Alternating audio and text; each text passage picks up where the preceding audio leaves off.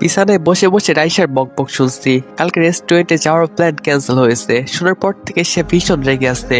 তবে এই রাগটা প্রান্তের উপর না, তার ভাইয়ের উপর, মানে পূর্ণর উপর। কেন তাকে কালকেই মিটিং করতে হবে এটা ভেবে ফুটছে, আর একটু পর পর বকা দিচ্ছে পূর্ণ ভাইয়াকে। ভাসুরও পাইছে একটা বটে, নিজে তো আনরোমান্টিক বেটা, এখন আমার প্রান্তকেও আনরোমান্টিক বানিয়ে ফেলতে যাচ্ছে। রাইসার কথা শুনে আমি অবাক হয়ে গেলাম। একদিনের পরিচয়ই প্রান্তকে সে আমার প্রান্ত বলছে। আবার ও কিভাবে বুঝলো প্রান্ত রোমান্টিক আর পূর্ণ ভাইয়া আনরোমান্টিক? এটা আমি বুঝলাম না। তাই গোল গোল চোখে ওকে প্রশ্ন করলাম, একদিনের মধ্যেই আমার প্রান্ত? বাপ্পা, একটু বেশি ফাস্ট যাচ্ছিস না তুই? তাছাড়াও তুই কিভাবে জানলি প্রান্ত ভাইয়া রোমান্টিক আর পূর্ণ ভাইয়া যে আনরোমান্টিক? আমার কথা শুনে রাইসা হঠাৎ করে চুপ হয়ে গেল, ধরা পড়া চোরের মতো। ভেটকি হেসে ঢোক গেল। ওর মুখ দেখে আমি বুঝতে পারছি এর মধ্যে অন্য কোনো কাহিনী আছে। তাই চুপচাপ উঠে দরজা লাগিয়ে দিয়ে একদম ওর সামনে হাত ভাঁজ করে দাঁড়িয়ে জিজ্ঞেস করলাম, দরজা লাগিয়ে দিয়েছি, বাসার কেউ শুনবে না। আসল কাহিনী কি তুই আমাকে খুলে বলতে পারিস? কাহিনী? কিসের কাহিনী? আমি তো কোনো কাহিনী করিনি। আমি কি বলেছি তুই নিজে কাহিনী করেছিস? তুই তো নিজের মুখে স্বীকার করলি তোর মনের কথা। এখন সত্যি সত্যি আমায় বল আসল কথা। আমার কিন্তু আর তর্স হয়েছে না। তুই না বললে আমি যে আন্টিকে বলে দিব। আন্টির কথা দেখে রাইসার মুখ চুপসে গেল। বুঝলাম তীর সঠিক নিশানায় লেগেছে। এইবার ওর থেকে সবকিছু শোনা যাবে। যা ভাবনা সেই কাজ। ও প্রথমে কিছু ইতস্তত বোধ করলেও পরে সবকিছু খুলে বলল আমায়। ওর কথা শুনে যা বুঝলাম তা হলো ও আর প্রান্ত ভাইয়া একই ভার্সিটিতে ছিল। সেখানেই তাদের দেখা পরিচয়। ভাইয়া ওদের সিনিয়র, এইবার ভার্সিটি থেকে বের হয়েছে। আর আয়েশার বয়সে আমার প্রায় সমবয়সী হলেও ক্লাসের দিক দিয়ে আমার এক ক্লাস বড়। আমি এইবার ভার্সিটিতে ঢুকবো আর ও অনার্স দ্বিতীয় বর্ষে উঠবে। সে যাই হোক, বাড়ির মেয়ে সবার নাকের নিচ দিয়ে এতদিন চুকিয়ে প্রেম করলো আর আমরা কেউ কিছু জানতেই পারলাম না। আমার তো ভাবতেই অবাক লাগছে। এতদিন কারো ওর উপর বিন্দু মাত্র সন্দেহ হয়নি, আর ও প্রেম করে নিজের বিয়ে পর্যন্ত ঠিক করে ফেললো। সাংঘাতিক ব্যাপার। আমাকে অবাক হতে দেখে রাইসা দাঁত কেলিয়ে হাসলো। ভাবটা এমন যেন ও বলতে চেয়েছে, কি জানতো? চমকে দিলাম তো। হঠাৎ রোমান্টিকতার কথা মাথায় আসতেই দুষ্টুমি খেলে গেল আমার মাথায়। শয়তানি হেসে প্রশ্ন ছুড়ে দিলাম ওর দিকে, প্রান্ত ভাইয়া যে রোমান্টিক সেটা তুই কি করে জানলি বোন? কি রোমান্টিকতা করেছে ভাইয়া তোর সাথে? আমার প্রশ্ন শুনে রাইসার মুখের হাসি উড়ে গেল। লজ্জায় লালচে আভা ধারণ করলো। ওর মুখ দেখে আমার হাসি পেল। ওর সাথে কিছুক্ষণ কোতাকুতি করলাম খেপানোর জন্য। পরে ও প্রসঙ্গ বদলে হঠাৎ ও বলে উঠলো, জানিস তুরপা, প্রান্ত যেই রকম প্রাণোচ্ছল্ল, পূর্ণ ভাইয়া ঠিক তার বিপরীত। উনি কেমন জানি গম্ভীর স্বভাবের একটা মানুষ। হাসি ঠাট্টার সাথে তার যেন কোনো লেনদেন নেই। অনেক বিয়ের প্রপোজাল নাকি এসেছে ওনার জন্য, কিন্তু উনি নাকি এখনো বিয়ের জন্য প্রস্তুত নন। সারাদিন শুধু কাজ আর কাজ। প্রান্তের থেকে শুনেছি সবাই যখন সকালবেলা ঘুমে কাদা হয়ে থাকে তিনি সেখানে ভোরে উঠে জগিং করতে যান। রাতে সবাই যখন ঘুমাতে যায় উনি তখন অফিস থেকে আসেন। আবার পরিবারের সবাই যখন আড্ডা দেয় উনি সেখানে অফিসের লোকদের সাথে কথা বলা নিয়ে বিজি থাকে। এটা কি স্বাভাবিক মানুষের মতো আচরণ হলো বল?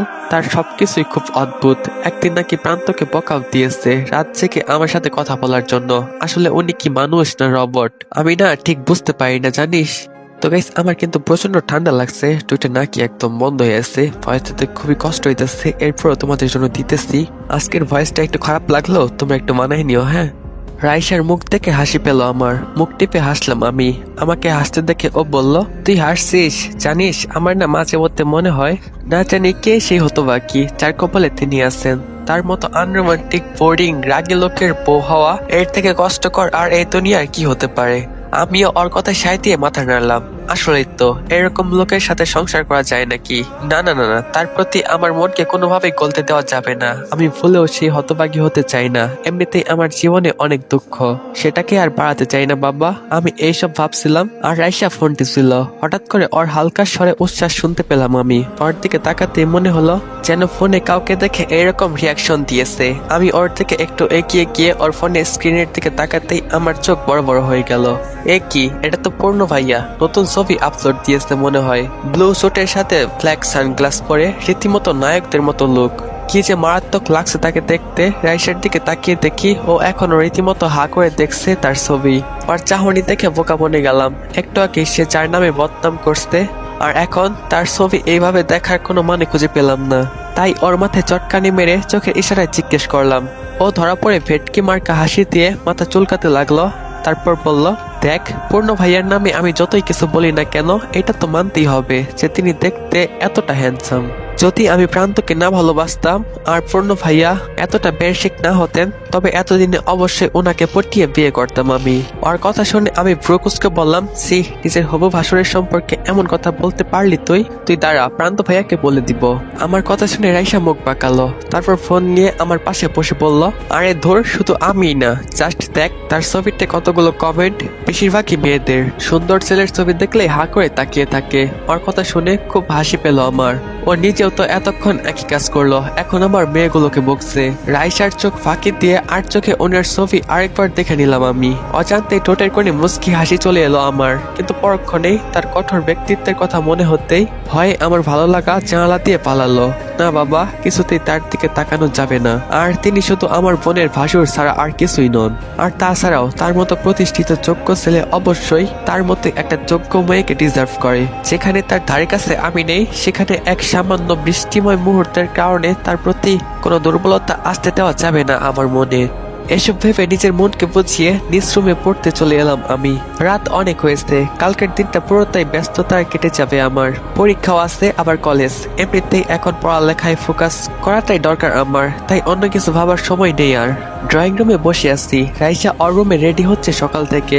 অবশেষে আজকে প্রান্ত ভাইয়ের সাথে দেখা করতে যাচ্ছে বেচারি। কালকের দিনটা খুব দ্রুত কেটেছে, আর কাল পরীক্ষা হয়েছে বলে আজ কলেজ ছুটি দিয়েছে। বাইরে মেঘলা আকাশ, আন্টি খিচুড়ি রান্না করেছেন, সেই খুশিতে আমি সোফায় বসে টিভি দেখছি। অবশেষে রাইসা বের হয়ে আসলো রুম থেকে। আন্টিকে জানিয়ে বাসা থেকে বের হতে যাবে এমন সময় আন্টি রান্নাঘর থেকে এসে বললেন, কিরে তুই একা বের হচ্ছিস কেন? তুরফা যাবে না তোর সাথে? আন্টির কথা শুনে আমরা দুই বোনই বোকা বনে গেলাম। আমি কেন যাবো ওর সাথে? এই বিষয় চেপে ধরে রাখতে না পেরে জিজ্ঞেস করলাম, আমি কেন যাবো আন্টি? ওরা দুইজন কথা বলবে, আমি সেখানে কাবাব মেয়ে হাড্ডি হয়ে কি করব? আন্টি আমার দিকে চোখ পাকিয়ে তাকাতেই আমার হাসি উড়ে গেল। বুঝলাম আমার কথা তার পছন্দ হয়নি, তাই তিনি বললেন, এখনো ওদের বিয়েটা হয়নি, আর আজকে যেহেতু প্রথম দেখা, তাই রাইসাকে একা পাঠাতে ভরসা পাচ্ছি না আমি। তুই জানা একটু ওর সাথে মা, আমার মন টানছে না ওকে একা পাঠাতে।